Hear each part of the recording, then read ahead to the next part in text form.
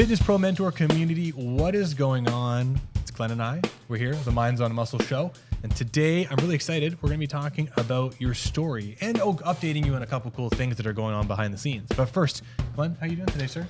Life is good. Feeling energized. It's summertime here in Toronto. We've had beautiful weather, and anytime the weather is nice, I feel like everyone around here is a lot more happy and positive. Amen to that. Yeah, so I'm feeling really, really good. Things are going well with business. Things are going well at home with the gardening and all that kind of stuff. I'm really good, Brandon. What about you? How's everything on your end now that you're back from Portugal? Yeah, you come back from Portugal. Yeah, no, it's good. Craziness. My son starts soccer tomorrow night, which is crazy. My wife just started playing soccer again on Sunday night. And summer weather. I mean, being outside as much as possible in Canada is a huge win. So loving that for sure. Yeah, the old joke is that sometimes we get 4 seasons in a day, right? We'll have I remember that we had -5 one week, and then 48 hours later it was 25 degrees and sunny. It was bizarre, but here we are. It's crazy.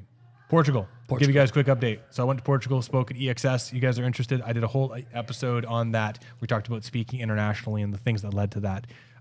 In a nutshell for everyone, it was a very cool opportunity. I would encourage everyone that's a fitness professional to check out the EXS Exercise School.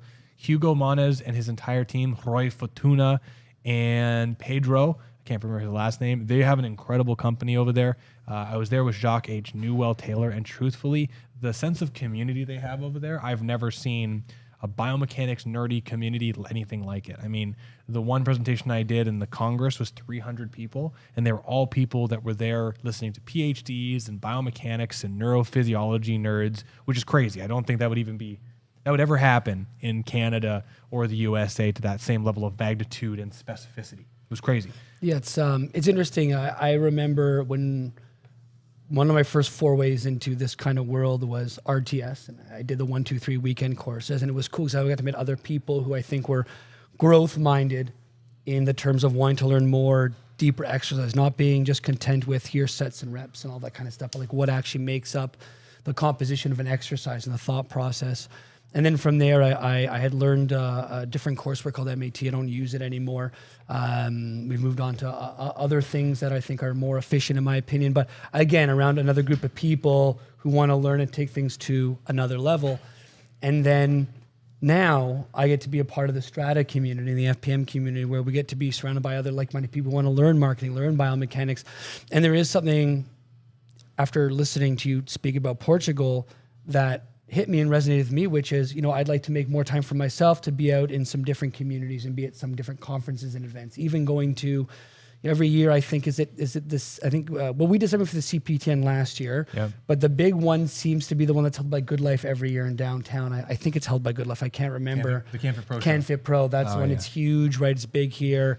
And regardless of who you are, people all in the fitness community kind of go to those kind of things. And I think that even though I'm not sure what I would learn there, because I think I get a lot of what I need to learn from being a part of our study groups here and hearing you and Taylor and everyone else talk about stuff, I think going there and just being a part of that movement and that community would be really, really cool. So I love that there was all these people together that were all like-minded, because then you get to, I guess the phrase that comes to my mind, then I'll end on that note, is your friends will know you better in the first minute of meeting you than your acquaintances will know you in a lifetime.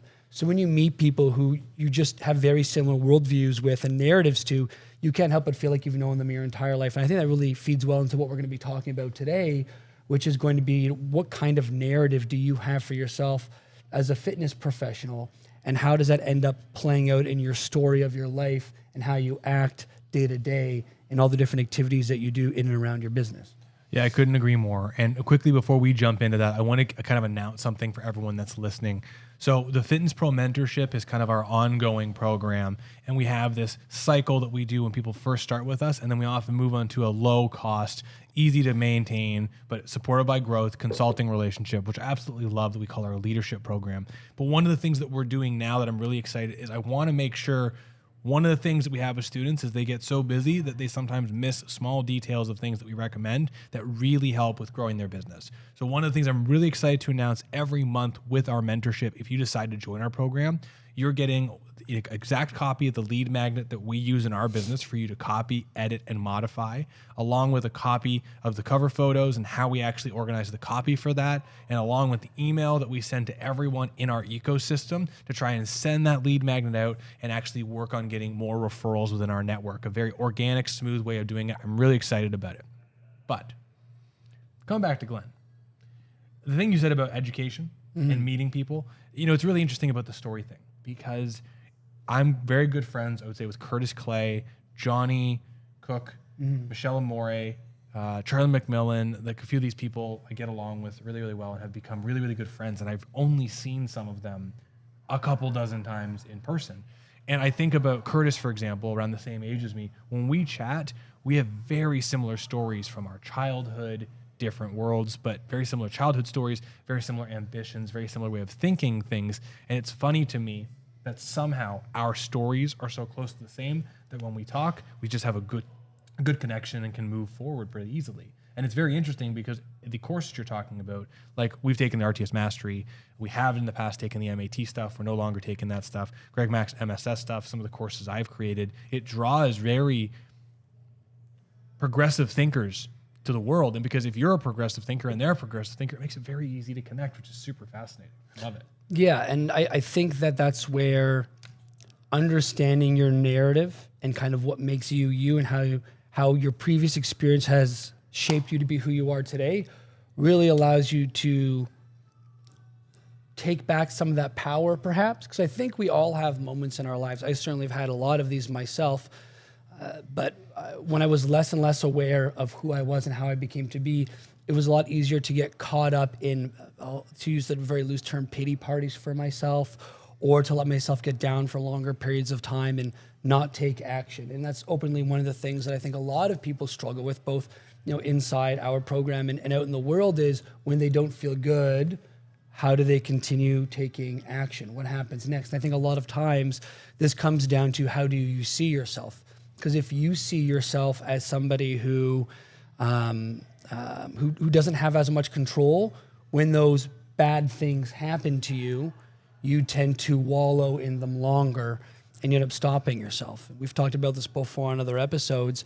If you think about where you are in your career right now until the day you want to retire, you have X amount of time. And the longer that lag period between when something bad, happens to you, and the time it takes you to pull yourself out of that rut, if that's a long time, you're losing days, weeks, hours towards becoming who you want to be and having the business that you want. And if that goes unchecked for a long enough period of time, those hours turn to days, days turn to weeks, weeks turn to months, months turn to years. And we all know people who have felt so bad for themselves all the time that they're in their 40s or their 50s and their life doesn't look anywhere near what they want it to. And then I look at other people like myself and you, where we had these things that happened to us where we could have allowed ourselves to get down, but we didn't. We moved forward. And for me, the best example, and then I'll turn it over to you because I know you got something to say. For me, the best example is struggling sometimes with like money and finances, right? We had something go around here 2 weeks ago in terms of an illness or a sickness. And my schedule went from 28 hours that week down to 19 or 20 because a whole bunch of my 2-time-a-week people stayed in. A couple of my 1-time-a-week people stayed in. A couple of my half hours all stayed in because they were all sick. I had family members that were sick. And you get in that place of, what am I going to do next? And I was there for a brief moment, for like maybe half an hour. And then I had this thought where I'm like, you know what? I've got this time. Why don't I get started on creating some actions that are going to lead me to have more clients come into my system? Started work on the shoulder presentation we're doing next week at one of our allied professionals. And this week, everyone's back. I'm back to like my full 28-hour week. And then I know that by this presentation, I have even more people come in. I've got the people waiting in the wings. So a lot of these things are temporary. But what I'm trying to say is that if I had that pity party, I could have let that carry over to my entire week. Of course, and then my client sessions are compromised. My well-being is compromised. The people I'm surrounded with are getting compromised. And I have this effect on everyone. But I didn't let myself have that. And because of that, I took some different actions, and now I feel way better after taking those actions, even just that one day.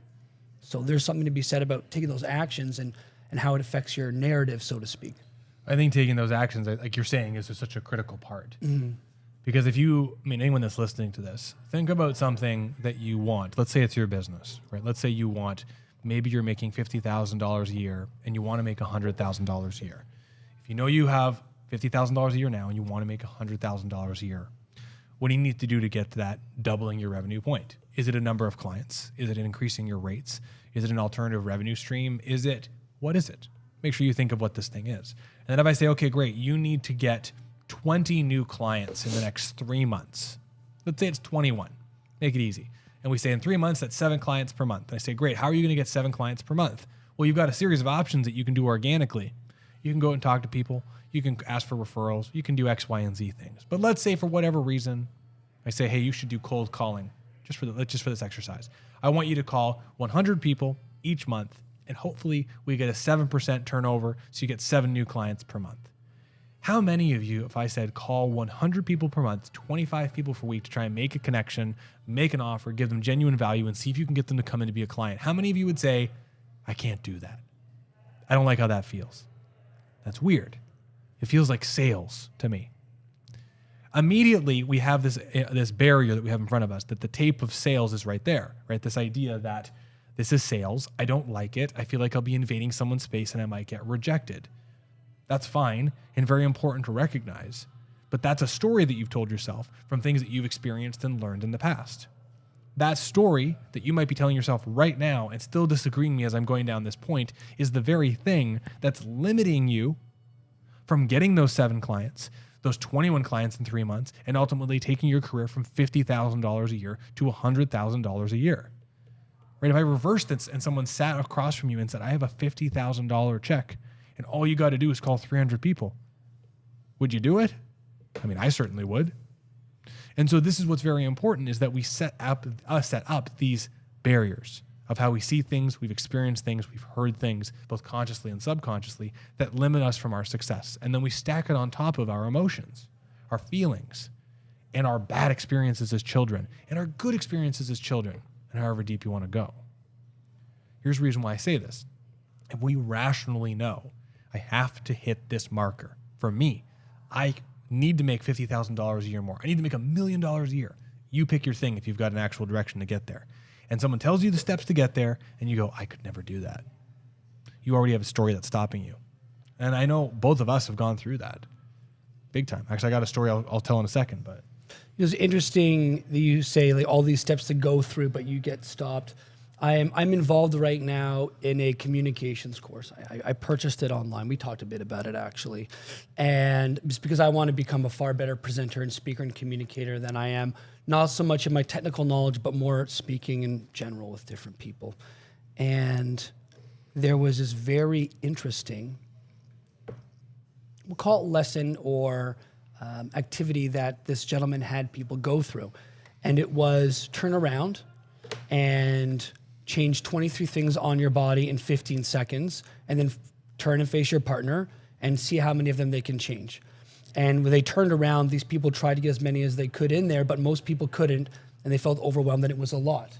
He said, okay, this time you're gonna turn around, you're just gonna do one thing different in 15 seconds, then turn back. And he had everyone turn around, choose one thing different, then go back. And people saw that was much easier. And the whole point of his activity here was that it's much easier just to focus on one thing at a time and do that one thing well and get that done and then move on to the next step.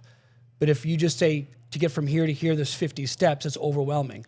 But if we say to get from here just to the next step, you've just got to do this 1 or 2 things, all of a sudden it becomes way more digestible. And so sometimes if you do get stuck in your narrative, whatever that might be, it might just look like pick the one thing right now that's going to move you forward that you can do in this moment, and then go do it. Because here is, for me at least, where the gold is that if you really want to change your framing and your worldview, you have to look at your successes and the actions that you took and examine them and see that you have changed, or see that you are different. I can't look right now back at myself and say that I'm not successful in my career anymore because I charge more than the average trainer here in town by $40 or $50 more. And my client schedule is continuously full, barring the illness that I talked about. I consistently do 25 to 30 hours a week. So right now, those pity parties don't even come to my mind anymore. I never think to myself, I'm not good at my job or I'm not doing very well. I was like, nope, the proof is in the pudding. Because look, it's been like this for the past year. And so, strong recommendation. If you're in that spot where you're having a hard time pulling yourself out of wherever you are to do the next thing, you just think about what's the one thing I can do right now to move myself in that direction, and you go do it. You just go do it. And then if you do that every day and you have those small little successes, that perpetual success will have you change your framework. Because on a deep subconscious level, you're reconditioning and rewiring your nervous system to look at things and see things differently. And anyone who's a life coach or anyone who's a psychiatrist will tell you the same thing, is changing the way you see the world and change the way you feel and change the way you act is a series of small successes that you have continuously over time that's going to lead you to that spot. Yeah, no, I couldn't agree more. I want to share a bit of a story with you guys to kind of help with something that I kind of struggle with and how I kind of get through it. When I was, I've consistently been a pretty young person to do the things that I do. And when I was in Portugal, I was presenting, I had a couple people come and say, how old are you? I can't tell how old you are because you speak like you seem like you're so much older, but you could be young, but I'm not so sure. I told them my age and they were like, wow, I can't believe you're doing it at this age. I did a post on social media yesterday, and I'll add why this is important. And it was, I said that running a business is a lot like a forest fire. And the reason why I say that is if you go to Alberta right now, Calgary, there's these gigantic forest fires, where there's huge. Hundreds of acres are being burned, maybe thousands. And you go out there, if you watch the firefighters, right, most of the firefighters are actively not doing a tremendous amount. Like they're not putting out tons and tons of fires, right? They have major, huge, gigantic fires that are taking gigantic hillsides down, but they spend more time working around the fires that are going to destroy a series of homes, right? There's 4 homes in the middle of the mountains, and they're trying to protect those more small fires around them than that gigantic raging fire. And that might seem counterintuitive, but truthfully, you have to focus on the things that are going to affect you and your business the most, right? There are always, like Glenn said, 23 or 1,000 things that you could do to try and make changes in your world. But in reality, focusing on the 1, 2, or 3 things that are in your immediate future that are limiting your success exponentially are where you have to put your attention. And so here's why I bring that up. I don't know how many people know this. I don't know how you think of me if you hear me speaking, but I have had a lot of very negative things said about me in the last several years. I have been called a hater. I've been called a thief. I've been told that the way I do things is not ethical. I have been told countless things without getting extremely specific that don't make me feel good. I don't like it. But what I will say, despite the guys around here being aware of those negative things that I experience from time to time, I will say that as much as I don't like them and I don't like the way they make me feel, I never let them take away from my actions in my business. And I never let them take away or stop me from moving forward towards my goals. They are a forest fire and they are burning down my friend's house, and it sucks. I don't like seeing that. It makes me sad. But at the end of the day, I'm still in the middle of a burning fire. I still have got things I got to focus on, because even though my friend's house just burnt down and it makes me sad, I have to focus on the next community. And the reason why I bring this up is because it's extremely easy, or could be easy for me, to have one of these negative experiences. Someone tell me that I've stolen a bunch of information and have it destroy me and start getting sad, go in the corner, cry, and stop working hard. But reality, I know, and I know that everyone that's listening to this, the reason why I say this is because if you consistently work hard and put the energy in, and you have done the fact checking and the energy, and you put everything to do everything as positively, ethically, and hard work as you can do incredible things. And you will always have negative things that will pop up. Like Glenn said, he's reached a level of success that he has never reached before. He had 1 week where he saw a gigantic drop of that success. And it's easy to go, oh my gosh, what's wrong? What have I done wrong? But it was out of his control, and that happens. And what he do? Worked on something else and moved on to the next thing. So here's why I say all this. You have the entire control in front of you. You are the firefighter of the fire fighting the mountain fire. And you can figure out what you're going to put out to make sure people stay safe, or you can get distracted. But I want you to succeed, so make it rain. I think that one of the things that happens when you become more and more successful is that the people who wish they had your level of success start, I guess the word is hating. You get haters. And I think you, Brandon, just happen to have some haters because of your level of success, right?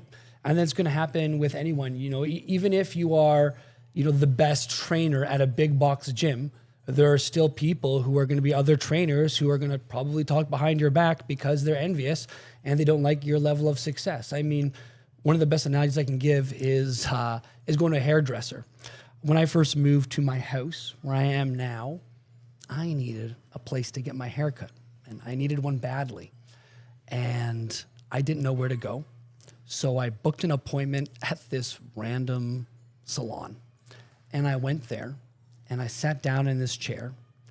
And for the next 30 minutes, A, I got the worst haircut of my life. But B, I just heard people complain, and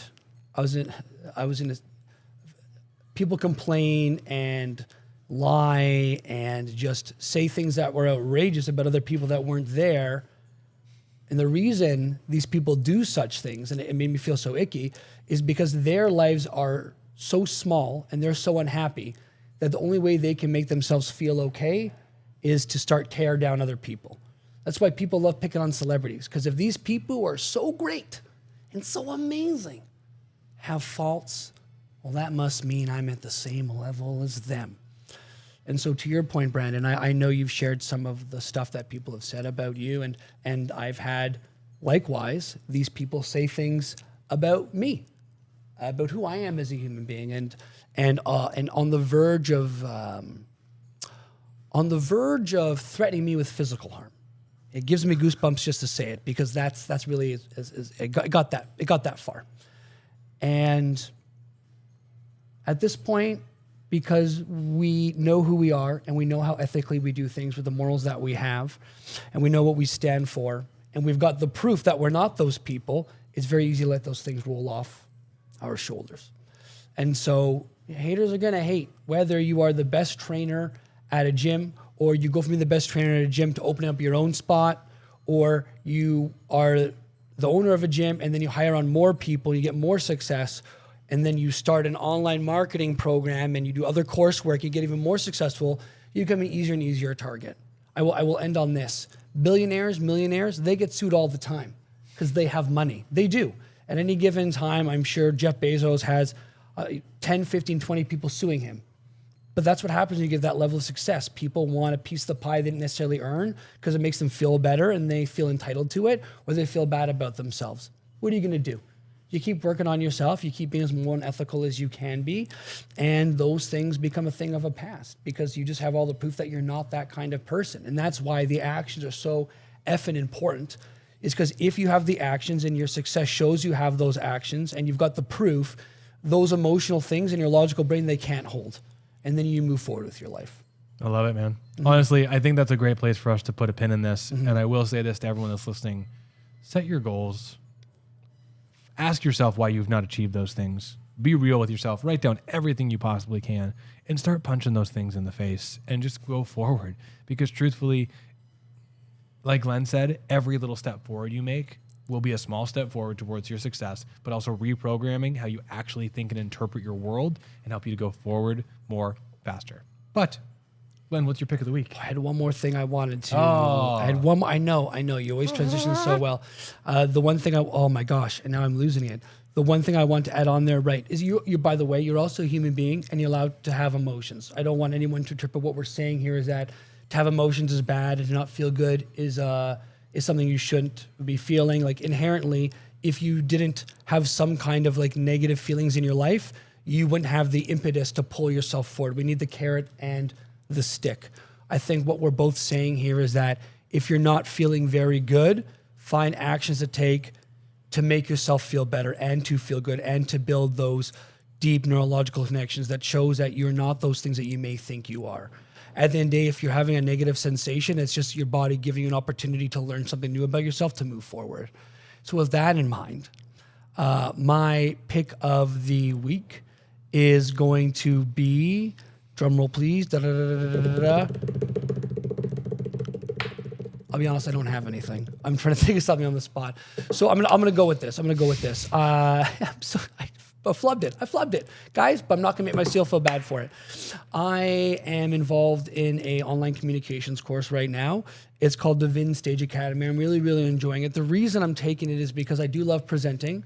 I do love communicating, and we've talked about this on the podcast a couple times before, but I'm going to say it again right now because I think it's such a huge, crucial piece. If you are a very strong communicator and you can connect well with people, I think that you will have a very successful business.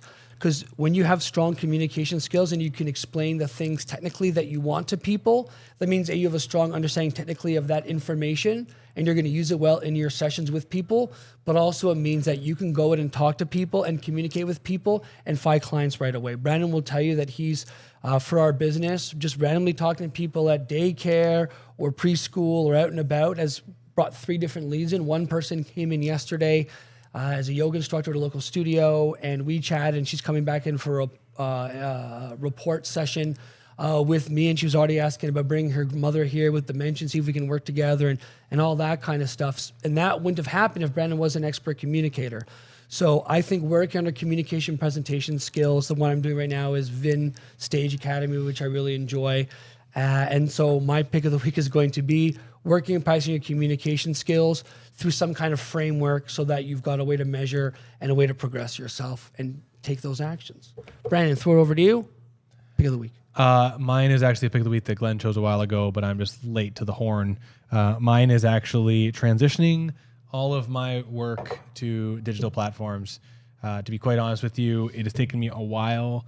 Years ago, our friend Curtis Clay transitioned his entire stuff to online.